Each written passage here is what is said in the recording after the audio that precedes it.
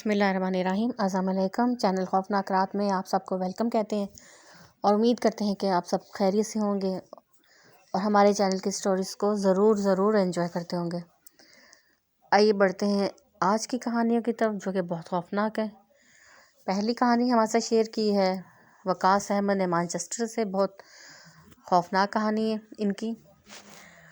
آئیے بڑھتے ہیں کہانی کی طرف۔ وقاص کہتے ہیں کہ یہ ایک ایسی شخص کی کہانی ہے جو کہ ہزارہ میں آ کے سیٹل ہوا اور وہیں پر اس کو جاب مل گئی تھی ایک آفس کے اندر، بہت اچھی ایڈمنسٹریٹر کی جاب ملی تھی اور وہ وہاں پر کام کر رہا تھا۔ اس کو جاب کے دوران رہنے کے لیے ایک گھر بھی چاہیے تھا جو کہ اس کو ایک جگہ پر مل گیا، کرائے کا مکان جس کے 2 پورشنز تھے۔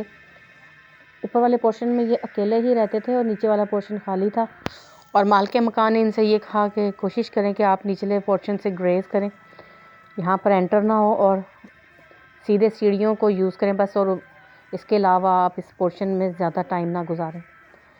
تو کہتے ہیں کہ مجھے ایسی کوئی ضرورت بھی نہیں تھی کہ میں اس جگہ پر انٹر ہوں، اس لیے میں نے بالکل اس بات کو اگنور کیا اور زیادہ تفتیش نہیں کی کہ وہ کیوں ایسا کہہ رہا۔ میرا کافی ٹائم بہت اچھا گزر گیا ہے، تقریباً میں نے 5 سال اس جگہ پر گزارے اور بہت اچھا میرا ایکسپیرینس رہا، مگر آخری جو 6 ماہ تھے وہ میرے لیے بہت ہی ٹینشن والے اور بہت ہی خوف و وحشت والے تھے۔ وہ کہتے ہیں کہ ایک روز ایسا ہوا کہ میں اپنے گھر آیا آفس سے، تو میں نے دیکھا کہ جو نچلا پورشن ہے وہاں پر 2 لیڈیز ہیں، تو مجھے بڑا حیرت ہوئی کہ یہ کون ہے۔ وہ برقع پوش تھی اور وہ جو نچلا پورشن ہے اس کے جو صحن تھا وہاں پر بیٹھی ہوئی تھی، برآمدہ جو تھا۔ کہتے ہیں کہ وہاں پر وہ دونوں برقع پہنے ہوئی تھی کالا، اور وہ وہاں پر بیٹھی ہوئی تھی۔ میں نے دیکھ کر سوچا کہ شاید کوئی کرایہ دار آئے ہوں گے، نہیں، اس لیے میں اپنے پورشن کی طرف بڑھ گیا۔ وہ کہتے ہیں کہ اگلے روز جب میں وہاں سے گزرا تو وہ اسی پوزیشن میں وہاں پر کھڑی ہوئی تھی، اور اب کی دفعہ ان کا جو رخ تھا وہ ان کی طرف تھا، وہ میری طرف تھا۔ وہ کہتے ہیں کہ بہت خوفناک ان کی شکلیں تھیں اور بہت ہی زیادہ ان کے چہروں ایسے تھے کہ جیسے دیکھ کر خوف آ رہا تھا۔ نہ بڑی بڑی آنکھیں تھیں لال لال، اس کے علاوہ ان کے جو دانت تھے وہ ہونٹوں سے باہر آ رہے تھے اور ان کے چہروں کے اوپر خون لگا ہوا تھا۔ وہ کہتے ہیں کہ میں بہت زیادہ خوفزدہ ہوا، مگر میں نے پھر بھی اگنور کیا۔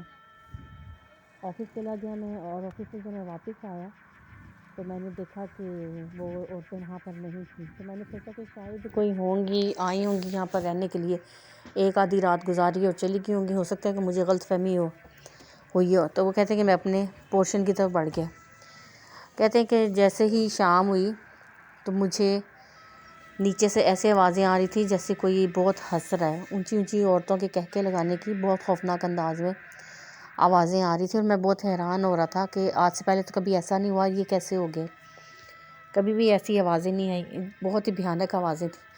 وہ کہتے ہیں کہ پہلے تو میں لیٹا رہا اور سونے کی کوشش کرنے لگا، مگر وہ اس قدر شور و غل تھا وہاں پر کہ میں سو نہیں پایا۔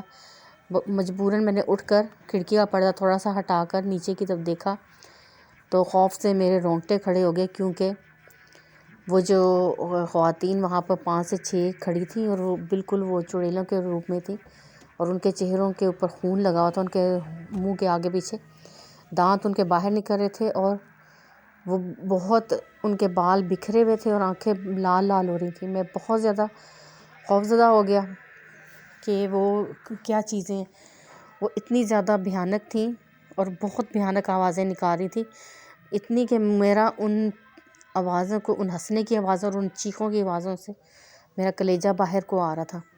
پہلے میں نے کوشش کی کہ میں سیڑھیوں سے نیچے اتر جاتا ہوں، مگر وہاں پر آگے ہی وہ موجود تھیں۔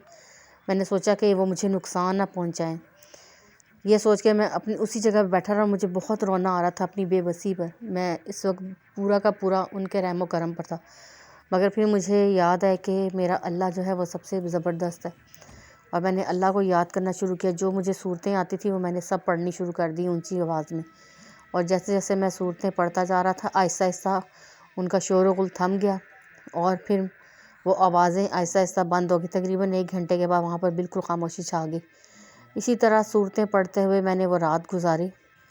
اگلے روز میں نے صبح ہی مالک مکان کو فون کیا اور اس سے کہا کہ میں آج ہی یہ گھر چھوڑ رہا ہوں۔ چونکہ وہ سب کچھ پہلے سے جانتا تھا، اس لیے اس نے کوئی مجھ سے بحث نہیں کی، نہ ہی اس نے مجھ سے کوئی سوال کیا کہ تم یہ گھر کیوں چھوڑنا چاہ رہے ہو، یہ وجہ کیا ہے۔ ہو سکتا ہے کہ اس کے علم میں یہ ساری بات ہو۔ میں نے اسی دن ایک اور ہوٹل کے اندر اپنا کمرہ بک کروایا، اور شام کو میں نے وین والے کو لے کر وہاں گیا اور اپنا سامان اٹھوا کر اس کے ہاتھ میں نے سامان گاؤں اپنے گھر پہنچوا دیا، اور خود میں ہوٹل میں شفٹ ہو گیا۔ اب میں اس جگہ پر نہیں رہتا، میں کہیں اور شفٹ ہو چکا ہوں، اور میں نے وہ نوکری بھی چھوڑ دی تھی۔ میں اب کہیں اور جاب کر رہا ہوں، اور میں بہت زیادہ خوش اور مطمئن زندگی گزار رہا ہوں۔ مگر اب بھی وہ دن جب مجھے یاد آتا ہے تو میرے خوف سے رونگٹے کھڑے جاتے ہیں۔ یہ کہانی ہمارے ساتھ وقاص بھائی نے شیئر کی ہے مانچسٹر سے۔ بہت شکریہ وقاص بھائی، آپ بہت خوفناک کہانیاں ہمارے ساتھ شیئر کرتے ہیں۔ اسی طرح سے آپ ہماری ساتھ اپنی سٹوریز شیئر کرتے رہیں اور ہمارے چینل کو سپورٹ کرتے رہیں۔ پڑھتے ہیں دوسری کہانی کی طرف۔ یہ کہانی ہمارے ساتھ شیئر کر رہی ہیں لبنہ، کراچی سے۔ لبنہ کہتی ہیں کہ ہم اپنے دوست کی بھائی کی شادی پر ہم لوگ شرکت کے لیے دوسرے شہر گئے تھے، اور وہاں پر ہم لوگوں کو اسٹے بھی کرنا تھا رات میں۔ تو بارات کے ساتھ ہم حسن ابدال کے وہاں سے ہم دلہن کو لے کر آئے، اور رات جب ہو گئی تو ہم لوگ سب سونے کے لیے چلے گئے۔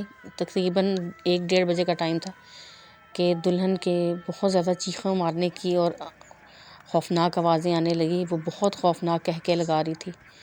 سب لوگ اس طرف گئے تو دیکھا کہ دولہا میاں بھی خوف سے ایک طرف کھڑے تھے، اور دلہن کی حالت بہت زیادہ غیر تھی۔ اس کے بڑے بڑے بال ہوا میں لہرا رہے تھے، اس کی آنکھیں بہت زیادہ لال تھیں، اور وہ اونچی اونچے کہکے لگا رہی تھی، اور مردانہ آواز میں وہ کہہ رہی تھی کہ یہ میری ہے، میں اس کو کسی کا نہیں ہونے دوں گا، میں اس کو مار دوں گا، میں اس کے ساتھ شادی کروں گا، میں اس کو اپنے ساتھ لے جاؤں گا۔ ایسی باتیں وہ کر رہی تھی، اور بہت خوفناک اس کا چہرہ اس وقت ہو رہا تھا۔ وہی دلہن جو شام میں بہت خوبصورت لگ رہی تھی، اس وقت وہ ایک وحشی چڑیل بنی ہوئی تھی۔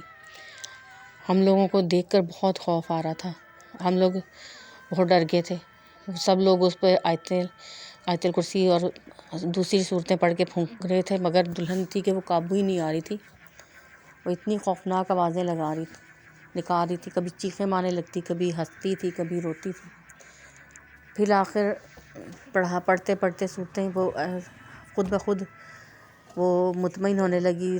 اس کا ایسا ایسا اس کے اندر اس کا جو جوش تھا وہ اس میں کمی آتی جا رہی تھی، اور پھر وہ سنبھل گئی، اور پھر وہ بالکل وہ نارمل ہو گئی اور لیٹ گئی، سو گئی۔ جب وہ سو گئی تو ہم لوگ بھی اپنے اپنے کمروں کی طرف واپس چلے گئے سونے کے لیے، مگر اب نیند کس کو آنی تھی؟ ہم سبھی یہ سوچ رہے تھے کہ یہ ہوا کیا ہے ہمارے ساتھ۔ اگلے روز ہم لوگوں نے جلدی ولیمہ اٹینڈ کیا، اور ہم لوگ گھروں کو آ گئے، مگر ہم لوگوں نے اپنی دوست سے پوچھتے رہے کہ دلہن کے ساتھ باقی جو حالات کیا گزرے۔ چونکہ میری دوست تھی تو مجھے تمام باتیں بتا دیتی تھی، تو اس نے مجھے بتایا کہ دلہن کی والدہ نے ہمیں بتایا کہ ایک بار یہ انہی دنوں میں، شادی کے دنوں میں، چونکہ دلہن کو بار بار اپٹن لگایا جاتا ہے ڈیلی، تو یہ اپٹن لگائے ہوئے تھی، تو اسی طرح یہ رات کے ٹائم چھت پر کوئی کپڑے وغیرہ اتارنے گئی، کیونکہ بارش کا موسم بنا ہوا تھا، تو ان کی والدہ نے کہا کہ جب چھت سے کپڑے لے آؤ، تو یہ جب اکیلے وہاں پر گئی تو وہاں پر یہ کسی چیز کو دیکھ کر ڈر گئی تھی۔ وہاں پر یہ کہتی ہے کہ اس نے کسی کو کپڑوں کی تار کے ساتھ ہی کھڑے ہوئے دیکھا تھا، اور جب یہ کپڑے اتار رہی تھی تو وہ ایک دم وہ چیز جو تھی اس کے بالکل قریب آ گئی، اور اس کو جب احساس ہوا کہ یہ کوئی چیز ہے جو حرکت کر رہی ہے، تو اس نے چیخیں مار دی اور یہ بھاگتی ہوئی نیچے آ گئی۔